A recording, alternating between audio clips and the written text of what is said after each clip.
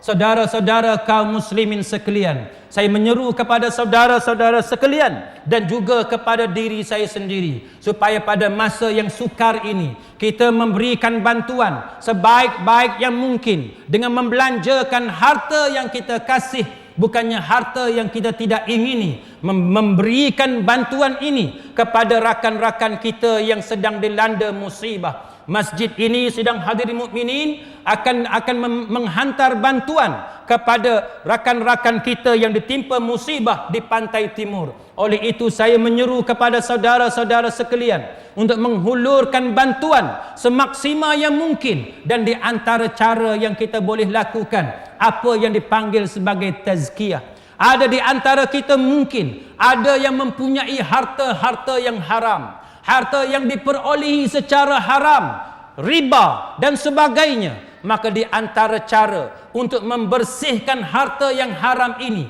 ialah membelanjakannya pada jalan Allah Ta'ala. Yakni antara caranya ialah dengan menghulurkan bantuan, dengan menggunakan wang-wang yang haram ini ataupun wang yang syubhah, wang yang diragui, dengan menggunakan wang ini dan disalurkan kepada perkara-perkara yang boleh memberi manfaat kepada orang-orang Islam, khususnya dalam keadaan sekarang rakan-rakan kita yang ditimpa musibah. Saudara-saudara kaum muslimin sekalian, bukan sahaja wang yang haram boleh digunakan sebagai tazkiyah, sebagai pembersihan, wang yang syubhah, wang yang meragukan, malah yang jauh lebih baik daripada itu ialah wang yang halal, wang yang datang daripada pendapatan yang bersih, yang diberkati oleh Allah Subhanahu wa Ta'ala. Saudara-saudara sekalian, wang ini akan menjadi saksi kepada kita, akan menolong kita di hari akhirat nanti dalam keadaan kita memerlukan pertolongan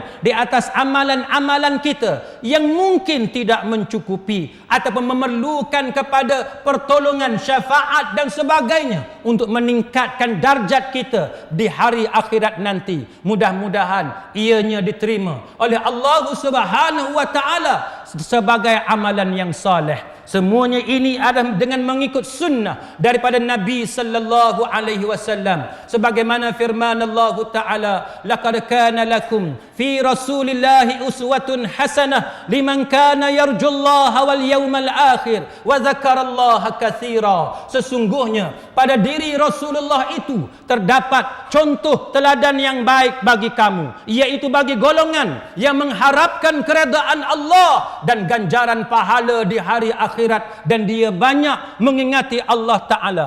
Nabi kita ada di antara orang yang mempunyai pendapatan yang paling tinggi. 1/5 daripada rampasan perang perlu diserahkan kepada Nabi sallallahu alaihi wasallam, tetapi pendapatan yang paling besar yang dimiliki oleh baginda tidak menjadikan baginda sebagai seorang yang paling kaya. Kenapa? Kerana pendapatan yang begitu banyak yang diperolehi oleh baginda semuanya disalurkan untuk memberi bantuan kepada ummah, untuk memberi bantuan kepada sahabat-sahabat baginda. Kerana itu apabila baginda wafat dalam keadaan miskin, dalam keadaan masih ada lagi hutang yang perlu dilunaskan. Kerana itu ada harta baginda yang digadaikan bagi membayar hutang yang masih ada. Saudara-saudara kaum muslimin sekalian, ini menunjukkan bagaimana contoh yang paling baik datangnya daripada Nabi kita Muhammad sallallahu alaihi wasallam. Mudah-mudahan dengan itu kita akan mendapat syafaat daripada baginda.